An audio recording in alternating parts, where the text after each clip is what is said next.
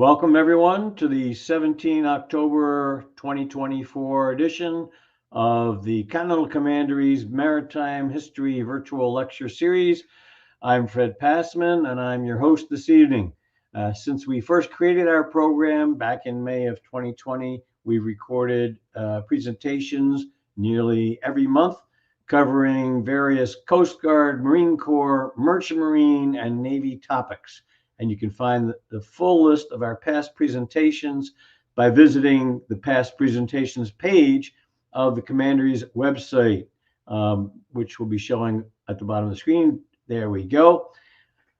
Before I introduce this evening's speaker, I'll just say a few words about the Naval Order of the United States.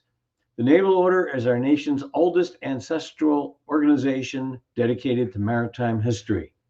Our mission is to preserve, promote, and celebrate U.S. maritime history and provide camaraderie among our companions. Anyone who has served in one of our maritime services or is a direct descendant of a maritime service veteran is eligible to join. For more information, you can visit our Naval Order website at www.navalorder.org and select How to Join NOAS. Today's presentation is being recorded on YouTube and will be available for viewing almost instantaneously after the program has ended. You just use the same link that you've used to join us for the live presentation. During the program, you'll be able to post questions to the comments box. And after Captain Crossland has completed his presentation, we will have a question and answer period till we get to the hour. At that time, I will share your questions with Captain Crossland. A little bit about him. Those of you who attended the August 29th presentation already know, but for those who are joining us for the first time, I will provide a quick overview. He was commissioned as an ensign in the United States Navy, and upon his graduation from Columbia College, that's Columbia University, I think, in 1970 with a BA degree in history. He served as a platoon officer with SEAL Team 1 and completed a combat tour in Vietnam. He commanded then Naval Reserve SEAL Team 2, the Navy's first reserve SEAL team. Commanded Naval Reserve COM-US Korea, and in January 2002, he was recalled to active duty in support of Operation Enduring Freedom. His articles have been published in the Naval Institute Proceedings and New York Times. He's got two great fiction books that take place around the same, roughly around the same period of coverage of today's presentation. Actually, maybe about a decade later. Jade Rooster and Abalone Ukulele, the latter of which received the Admiral David Gasco Farragut Award for maritime fiction. His full biography is posted on our website. And so without further ado, I want to welcome Roger aboard. It's good to have you back. Good to be aboard. And since we covered a lot of territory back in August, I want to give you a maximum amount of time this evening. So without further ado, I'm going to turn over the deck and the con to you. All right. There we go. Starting with the 1984 or 1894 timeline, which we touched on at the end of part one, China responds. It will assist Korea with its Donghak rebellion on June 3rd, and suddenly Japan thrusts a landing party of 420 sailors who proceed to Seoul on June 9th, only 6 days apart, and they haven't even been invited to the party. Then, within another 3 days, they land 8,000 soldiers in Korea, again without an invitation and in record time. So it begs the question, whose clock set the Donghak rebellion in motion?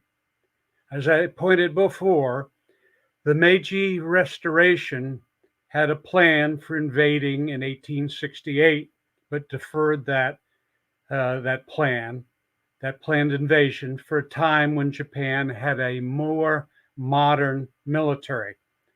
There's no indication China ever knew of the 1868 Meiji plan or gave it any credence. Remember, my overall theme in both of these parts is that Japan had a habitual practice of using the veil of diplomacy to hide its preparations for premeditated war. First at Pungdo, which is the subject of this presentation, at Port Arthur in 1904, and finally at Pearl Harbor in 1941. This timeline shows Japan seemed incredibly well prepared and quick to reach out on the peasant rebellion and China's moves, which is puzzling. Now let's move on to the slide 20.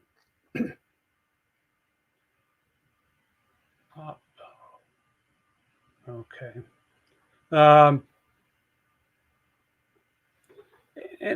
Anyway, the chief statesman in China is Viceroy.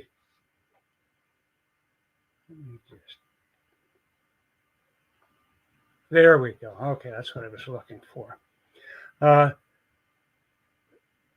While the Japanese were doing the best to stir up hostilities, Chinese senior official Viceroy Li continued to do the utmost to avoid them. The author of that quip is Sarah Crosby Mallory Payne. No hyphens there anywhere. A professor at the Navy War College in Newport. Viceroy Li was the general who won the Taiping Rebellion and two other major rebellions. His opponents, however, always had been internal rebels untouched by the Industrial Revolution.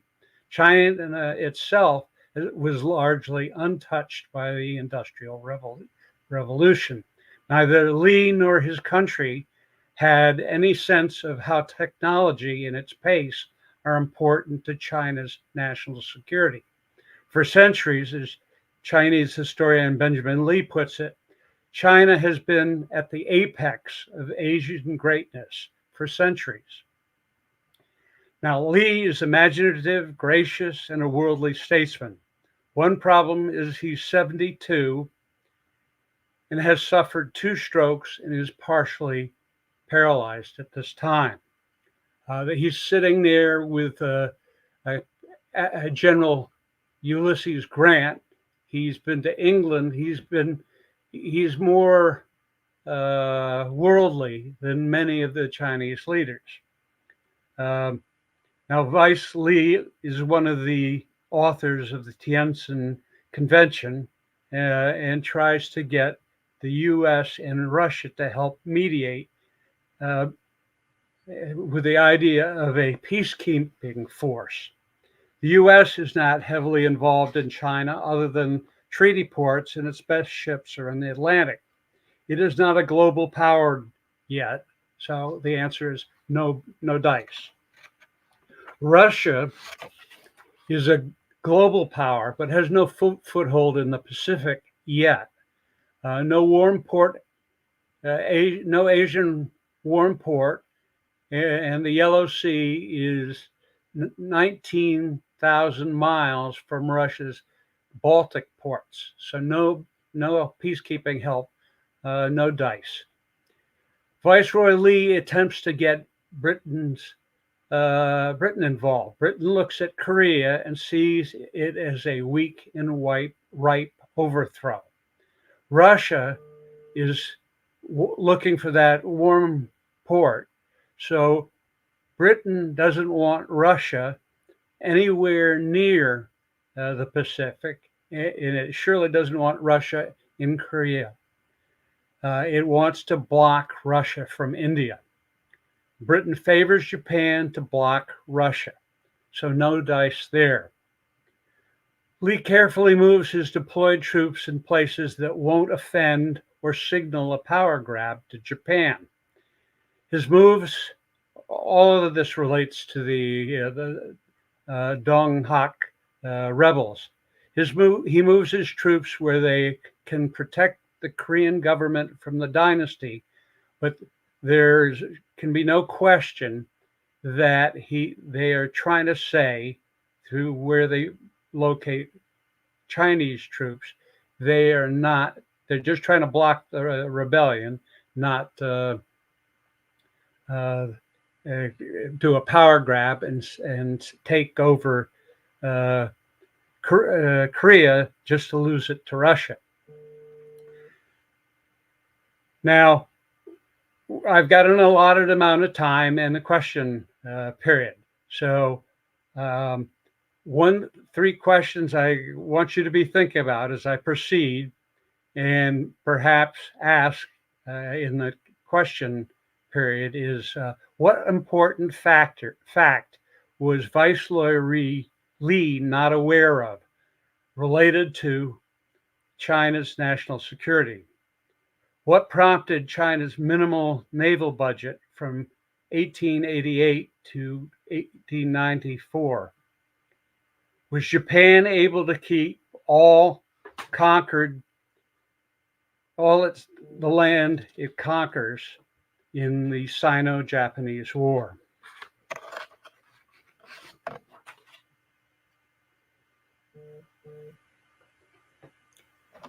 Now, Japan has its own merchant marine. China does not.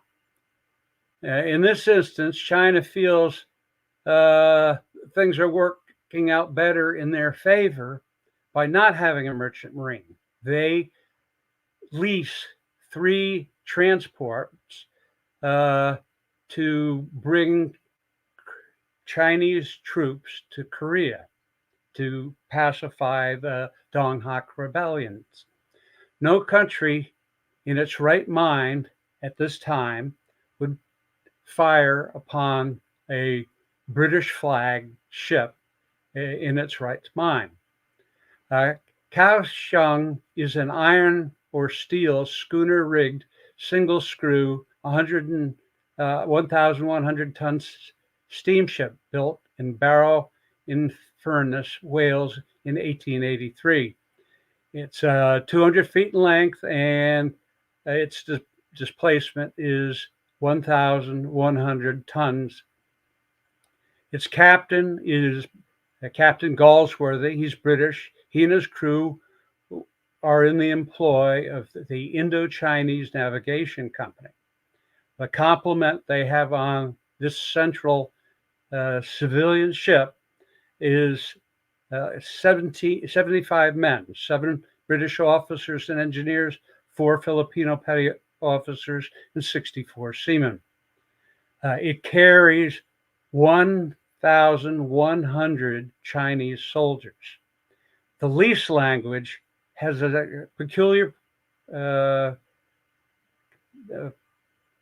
provision that should China be in time of war, and this is only in the concern they're dealing about is a domestic uprising, but if it participates in a war, the China automatically buys that ship, and it's no longer anything but Chinese. It's not British.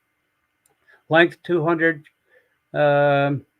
feet, and it has it's carrying all those soldiers, and it's carrying General Konstantin von Hanneken aboard. about to take command of the Chinese army in Korea.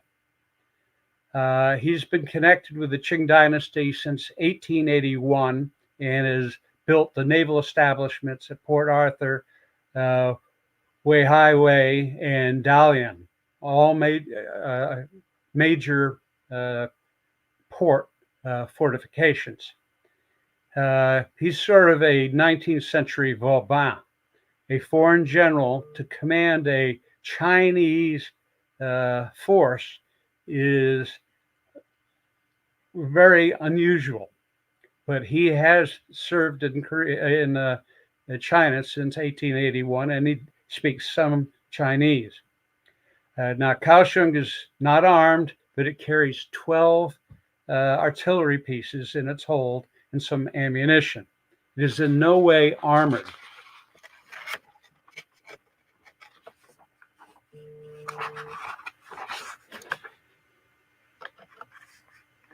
In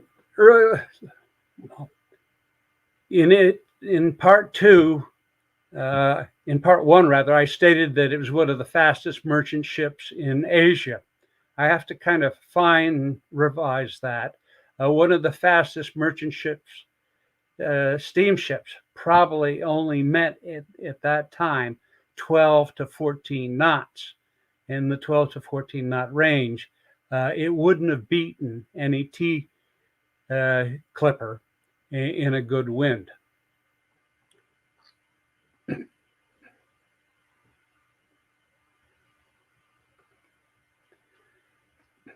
This is the Beiyang fleet, the Palace Guard fleet, meaning it's based closest to Peking and Weihai, which is on the tip of the Shantung Peninsula, the upper northwest corner of the Yellow Sea. There are 3 other fleets, the Nanyang fleet, the Guangdong fleet, and the Fujian fleet. But it is the fleet with the steel ships and the major warfighting ships. It is, however, led by Admiral Ding, who is a cavalry officer, who has absolutely no seagoing experience at all. In his tactics in the first the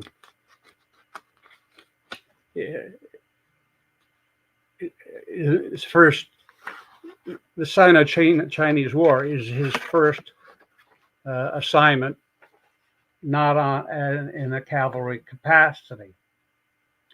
The fleets are considered defensive and regional, like militia. The other 3 fleets are a mix of armed wooden junks and composite gunboats. Chinese historian Benjamin Lai describes the Beiyang fleet itself as a modernized local militia. The operative words in this quote are modernized local, and after 1888, the operative word becomes militia, meaning a part-time shoestring affair. I'll address that later. China has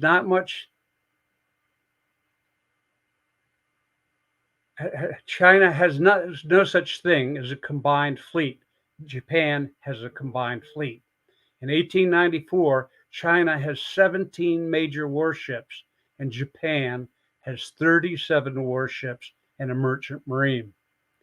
Unequaled in Asia is the Beiyang fleet of China's 2 fully armored German-built battleships with their 12-inch guns. They are the 2 most formidable ships in Asia.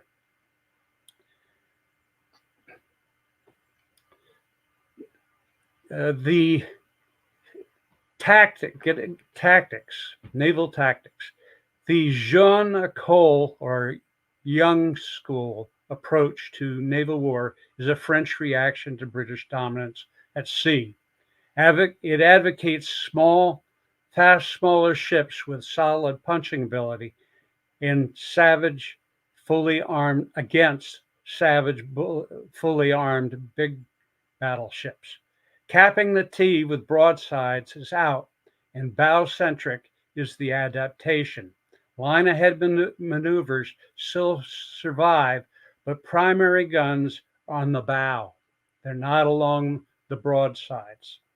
The technology of steel is producing larger naval guns with greater ranges, longer guns on faster ships, longer ever-growing guns placed on sides and extended over the side play havoc with a ship's center of gravity and makes it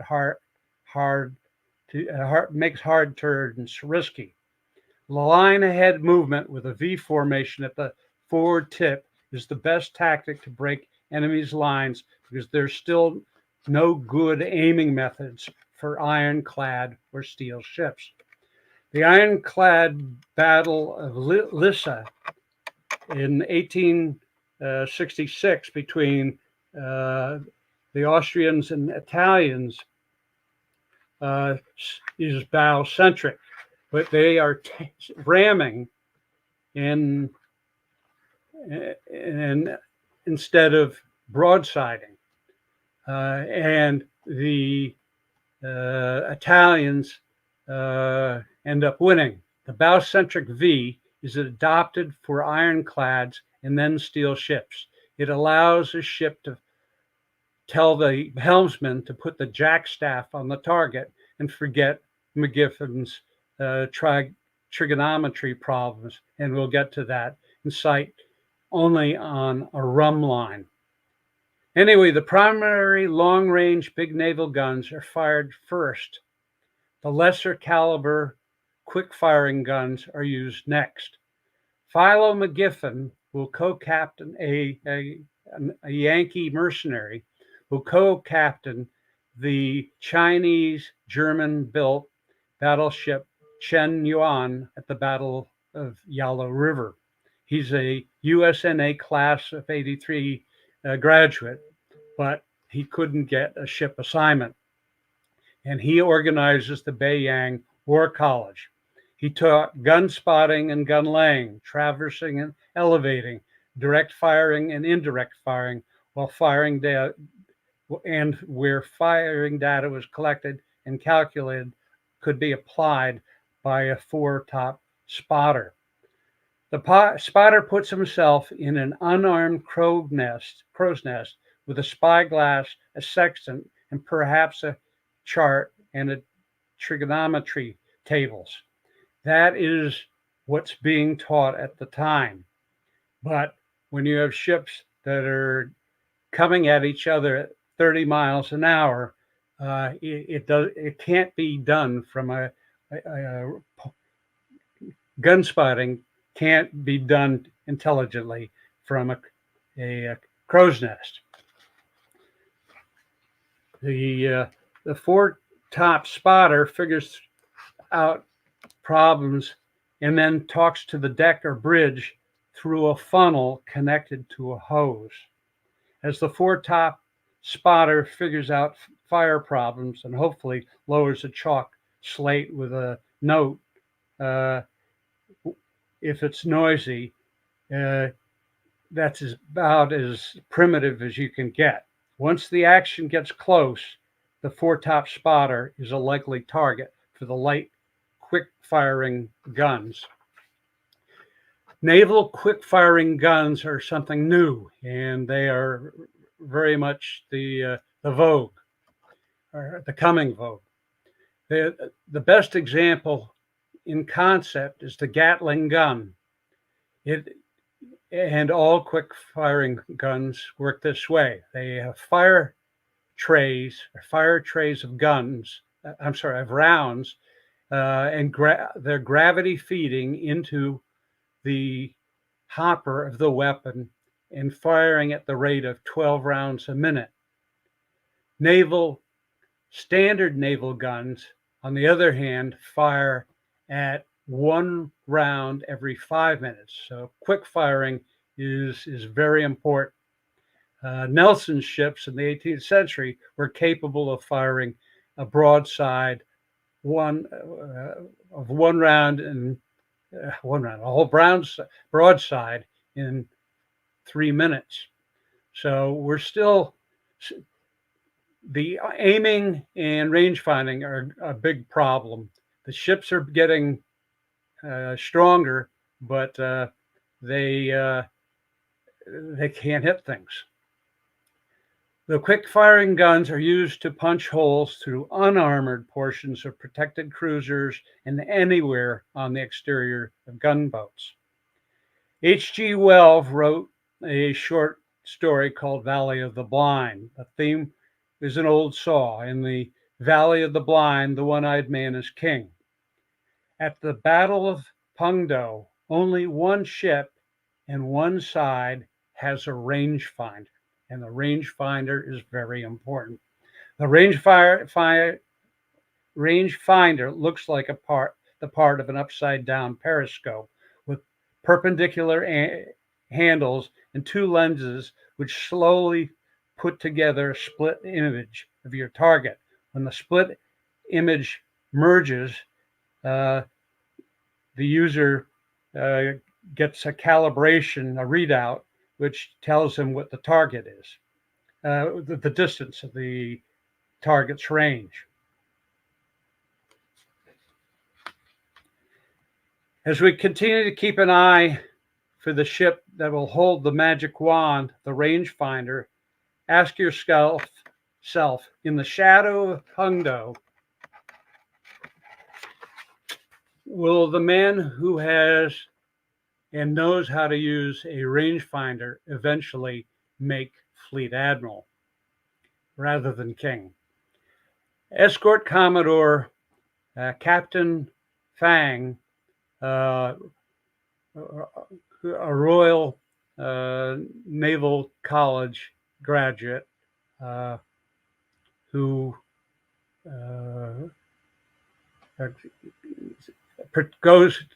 has at various times escorted Kowshing, Irene, and the Feiching over the past 2 months. So he's familiar with the Kowshing the transport, unarmed transport. He is the captain of the Ji-Yuan, which is a protected cruiser with an armored main deck and gun shields.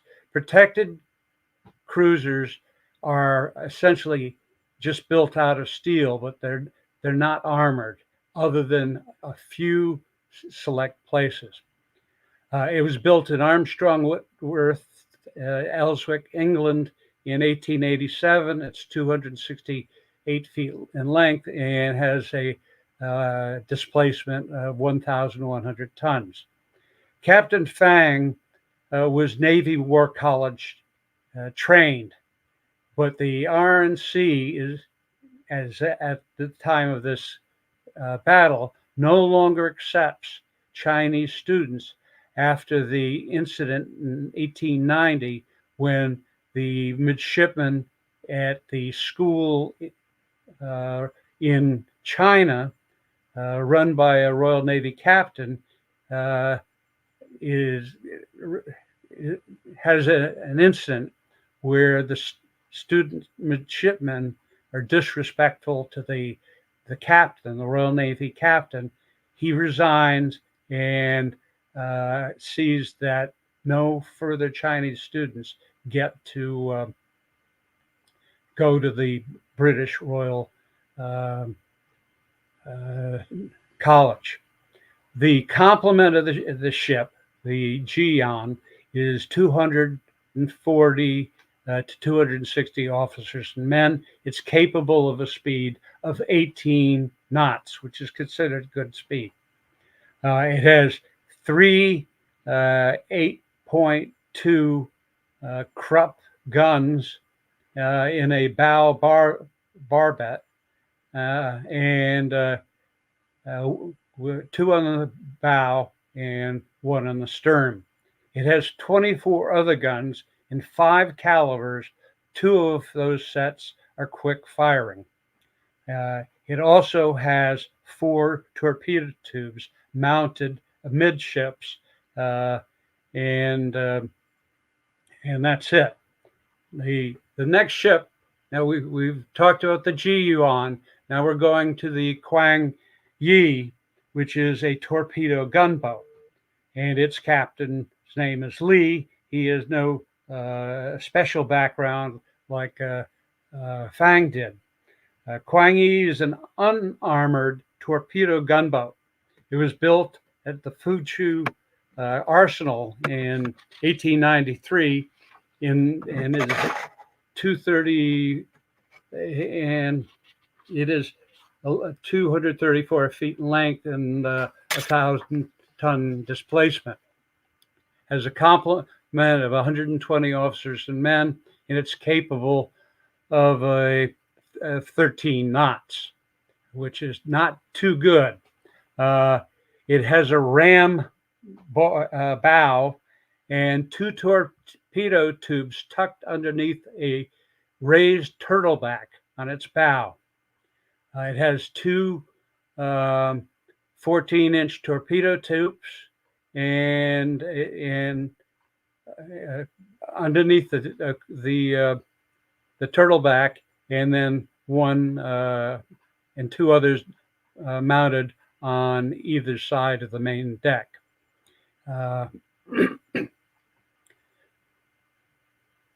There's also secondary guns, quick firing 4.7 Krupp, quick firing on each side of the funnel, bracketing the torpedo launchers in the bow forward.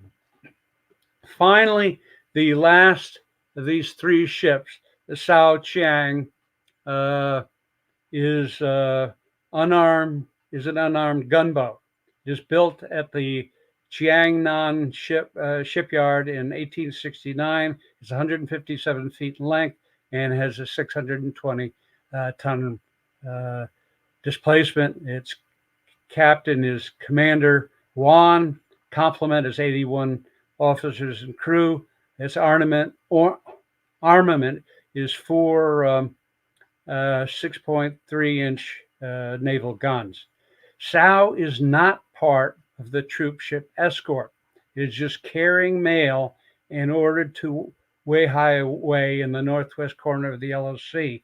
Unfortunately, it wanders into the wrong place at the wrong time, and that is the Battle of Pungdo. Now, the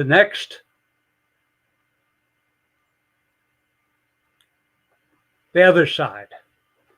This is the Flying Squadron, Japanese Combined Navy under Admiral Tsuboi, who has had Western training aboard the USS Colorado and is sponsored for 2 years at Columbia University, where Herman Wouk and I both went to school, though not at the same time, and I wasn't around with Admiral Tsuboi. He is aboard his flagship is the Yoshina. It's part of the Flying Squadron of the Combined Fleet. It's a protected cruiser with an armored main deck, and which on both flat and slanted surfaces, and gun shields. It was built in Armstrong Whitworth, United Kingdom, and in it's completed on September 30th, 1893. Well, you remember the Donghak rebellion is just half a year after that. Not enough time to get the new car smell out of it before the war. It's 360 feet in length and has 217-ton displacement. The Yoshina is captain.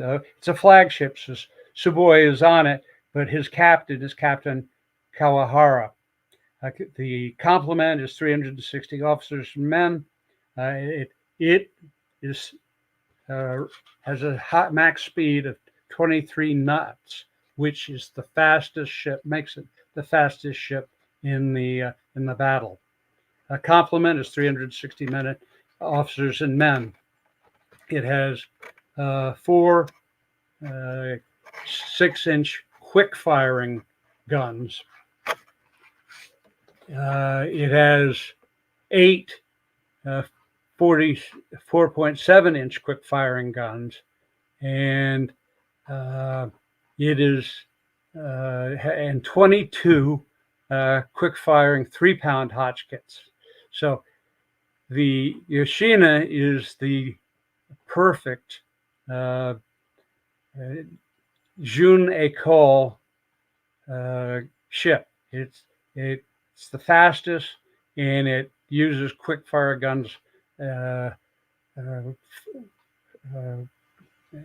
generously, and I think that's why the admiral likes it. Nobody's ever going to get to him on that ship. The second ship is Naniwa, a protected cruiser, and it has a rangefinder. The captain is Captain Togo, which may ring a bell with some of you.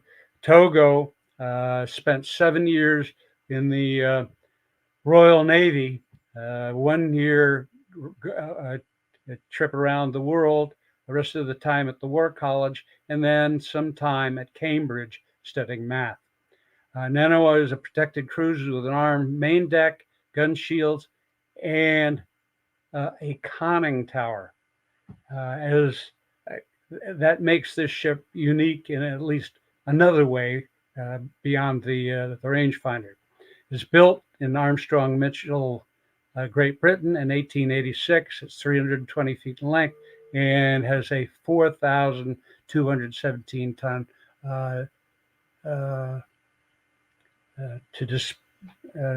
4,217 ton displacement. Now, Togo has an unusual usual bar and Stroud rangefinder made in England. I suspect on the last night before setting sail, he announced one of his old buddies had sent him it. Now, I don't know if that's true, but I can imagine it. Or Admiral Savoy gave it to him because he was able to read the English directions.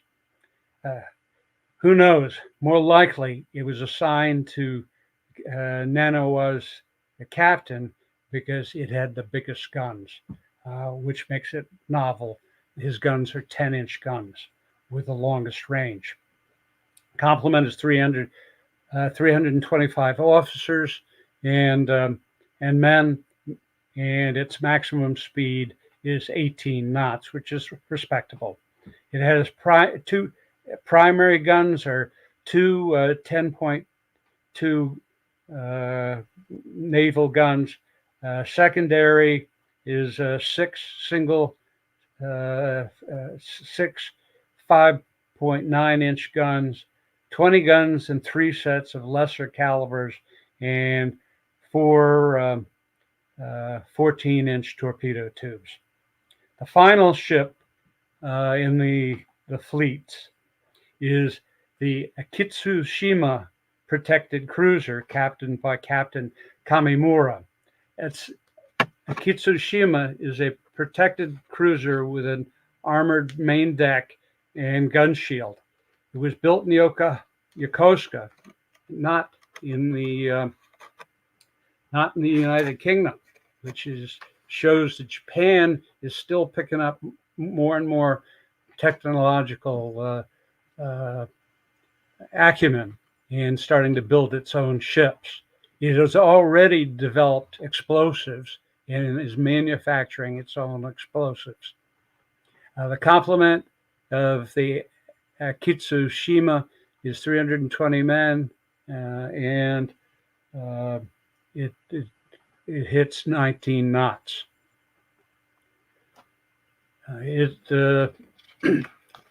All right, now let's get to general quarters.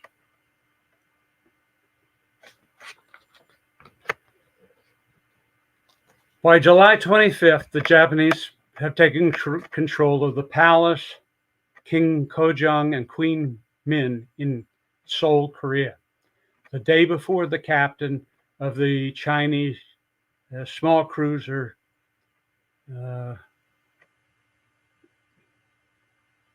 he sends Captain Fang sends the troop transports Irene and Feicheng to Wei Highway in China. He decides to remain in Asan Bay, which is, if you see the Chinese gold dragon flag, the opening to the right and heading south southeast is Asan Bay. He goes with the Jiyuan and Kuang Yi to await the last transport, which is the Kowshing. And not only all those troops, there's 1,000+ troops, but the general. At the same time, Japanese Admiral Tsuboi expects to protected cruiser Yama to rendezvous with the flying squadron, but the Donghaks have cut the Japanese telegraph line. Do they do it to help the Chinese? Do they do it to help the Japanese? Or is it a pox on both their houses? I suspect the latter. The two ships, Yiyuan and Kuang Yi, patrol to their likely rendezvous with the Kowshing. They see 3 Japanese ships headed northeast in their direction and head southwest and increase their speed. Viceroy Li has ordered the Chinese Army and Navy not to fire upon the Japanese unless they fire first. They close to about 3 kilometers, and again, they remind themselves they can't fire unless fired upon. Okay, just to understand the symbols here, the yellow arrowheads are the golden China flag ships. The rising red sun red arrowheads are the 3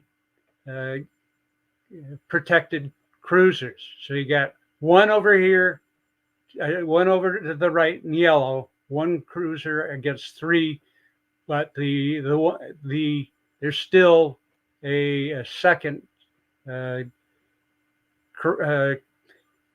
Chinese ship, which is a torpedo gunboat.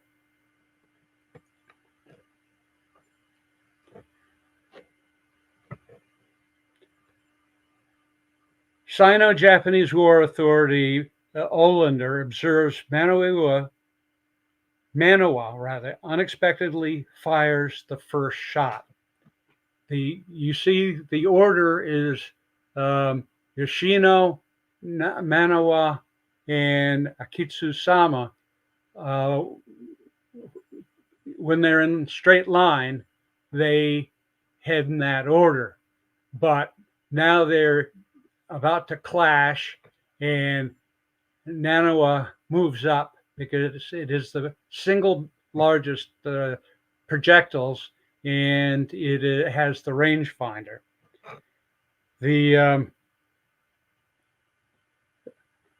And they hit the Chinese ships with a 2x4.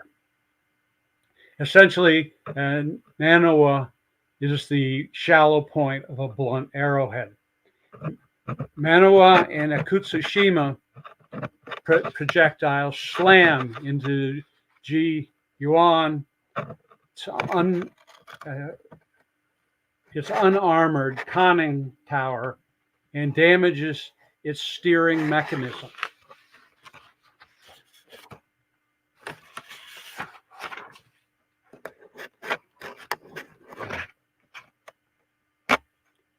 What I, as a Vietnam veteran, will call a tech rep, who's German, helps the crew jury rig an adjusting steering station because the steering has been damaged. At some point between the first and second salvo, Yuan and Kwang He hit the two leading Japanese ships, but their three responses are three projectiles which don't explode on contact. Then Manowa and Akutsushima fire a second salvo, which knocks out Ji Yuan's twin 7.9 or 8.2 rather Krupp barbette. Yuan's aft Krupp has already been disabled by a careless handling of Ji Yuan's rear deck awning poles. Why the awning hadn't been cleared during general quarters has never been explained. Ji Yuan's three primary guns are out of action.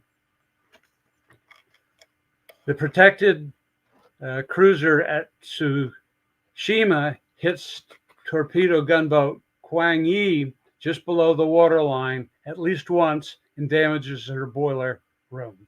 Kwang Yi continues to engage, catches fire amidships, using up all its remaining ammunition.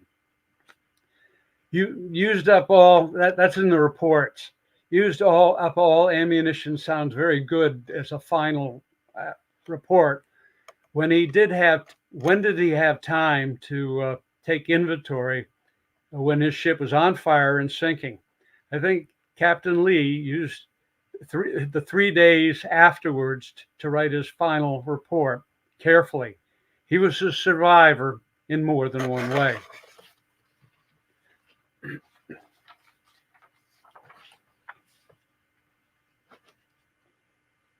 In a cloud of escaping steam and fire smoke, Captain Lin turns his gunboat, his torpedo gunboat, towards a small island. One characteristic of the Beiyang fleet noted by Philo McGiffin is its propensity to catch fire. Perhaps it's their own gun blast that ignites the fires. It appears in their period of dormancy, and the whole Chinese fleet is in near dormancy from 1888 to 1894, and it's now 1894.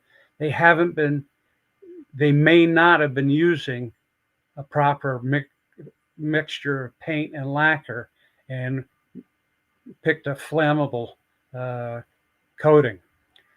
Upon reaching the island, Kwang Yi's torpedo gunboat explodes.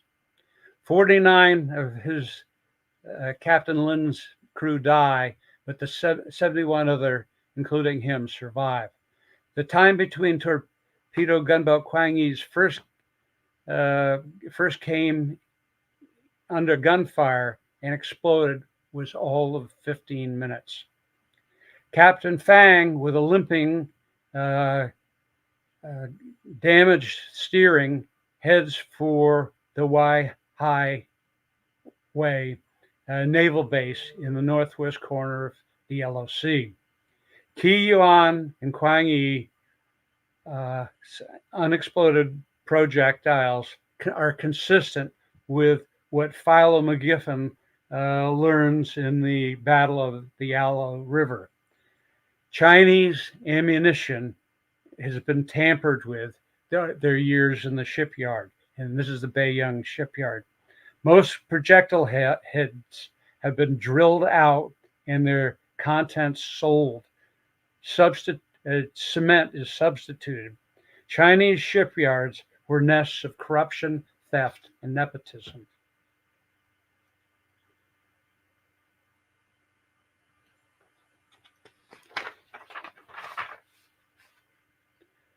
Captain Fang looks ahead and sees a glimmer of hope.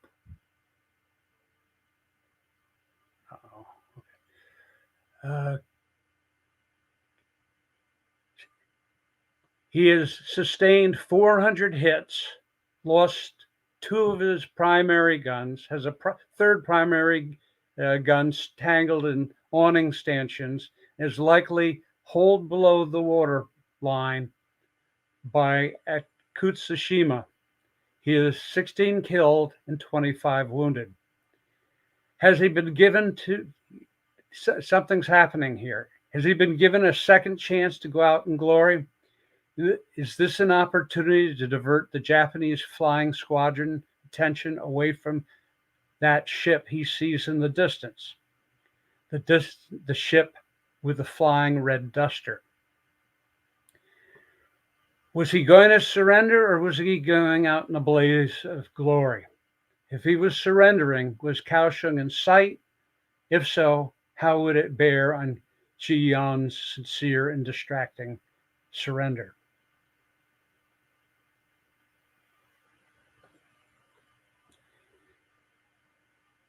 In footnote 1, chapter 6 of Olander's Sino-Japanese Naval War, 1894 to 1895, first mate, Kowshing's first mate, Tamplin, stated, upon surrender, Captain Fang ordered a white flag to be raised, and when in the heat of battle it was not noticed by the enemy, he additionally flew a Japanese ensign. The Japanese ensign was not later lowered. Therefore, when Ji Yuan was passing Kowshing, she was taken for a Japanese warship. Captain Galsworthy on the Kowshing attested backwardly he didn't see any Chinese ship, any Chinese ships go by. He assumed the ships passing him by were all Japanese. As Nanawa observed, Ji Yuan put up not 1 but 2 flags of surrender. Nanawa, however, diverted his course as if nothing happened and goes after the Kowshing. Once Captain Fang's raised flags of surrender after being pounded flat, receiving fire, all without a declaration of war, he thought, they cheat, then I'll cheat. What's fair? What's 2 wrongs? Maybe 2 wrongs do make a right.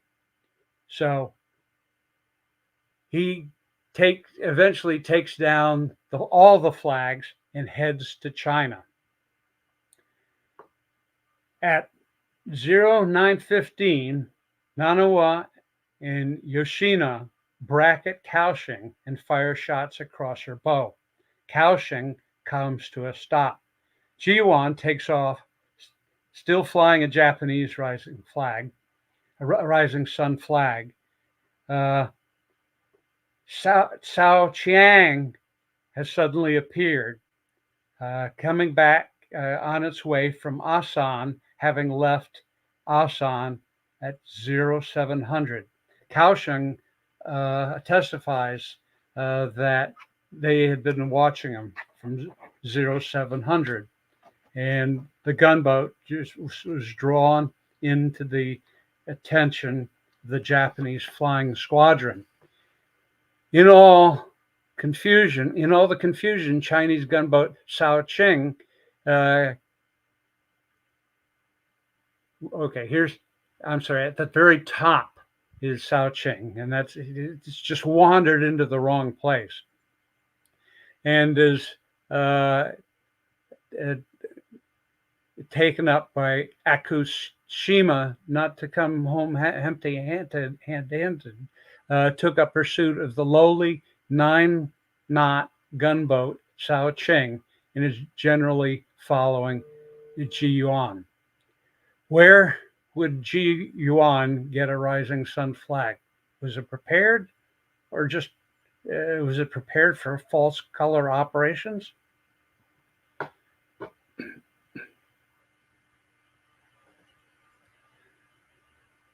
All right, now the Yoshino and Nanawa have bracketed and have stopped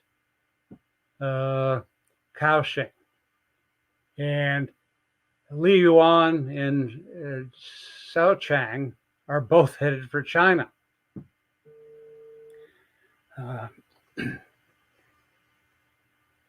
Heave to or surrender.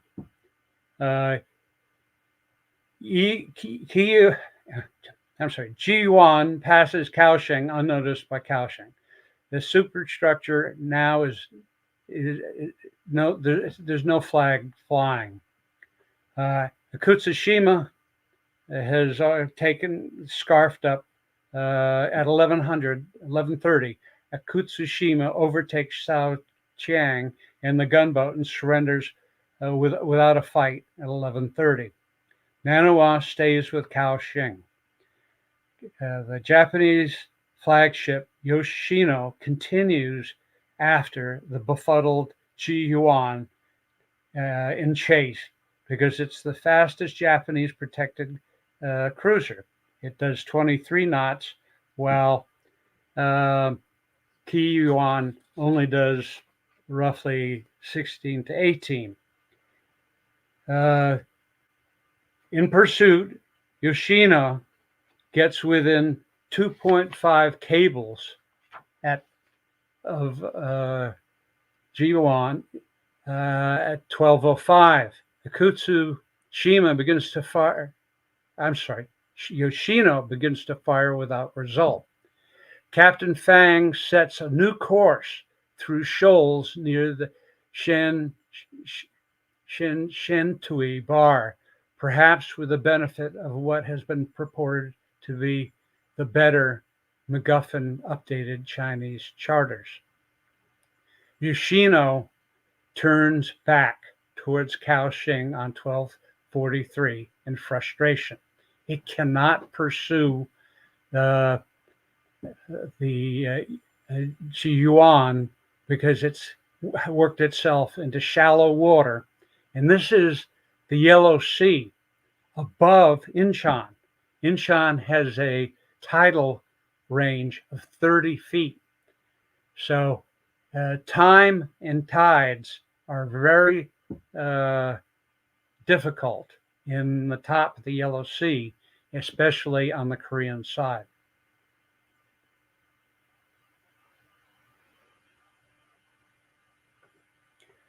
'28. Rest, surrender or die. No, we're on a neutral ship and not at war. Nano's boarding party searched the Kowshing as Ji Yuan headed northwest. In order to follow the wake of Nanawa, the Galworthy, Captain Galworthy, the British officer, agrees to comply. The Chinese generals and soldiers do not agree with that. They make threatening, throat-cutting gestures, and there's an impasse. In 1894, there are no fast and hard Asian rules for treatment of prisoners. Japan will be accused of massacres later in the war, including the Port Arthur massacre. The ship's crew and its passengers have come to an impasse. After 4 hours passed, Captain Togo of the Manawa issued an ultimatum to the Chinese passengers. He also sent Captain Togo a signal to the Kowshing officers. So, Roger, I have to jump in. We're on the hour, so I'm standing here in great suspense. How does it end? And we've got to wrap up for the folks, or we're coming up on, it's now 2000 hours. Okay, is this the question period? We have no time for questions. We've overrun. So tell us, how does it end? Okay, it ends up with 800 Chinese being massacred. Wow. With the guns of the Nanawa. And when I saw the minutes left, I thought it was minutes left to the yeah. But that you saw it well after I sent it. Thank you very much. And we've run out of time. We're actually beyond our hour. And so I will simply at this point say stay tuned. John Landry is supposed to be our speaker next month, but he's gone silent on me, and I need to make sure that we've got a lock and track for the date and time. He'll be discussing when we get him the Cuban Missile Crisis. With that, and Roger, stick around after we wish everybody a good evening. With that, I'll wish everybody a great rest of the day or evening, wherever you happen to be at land or sea. So be well, and Mark, take it away.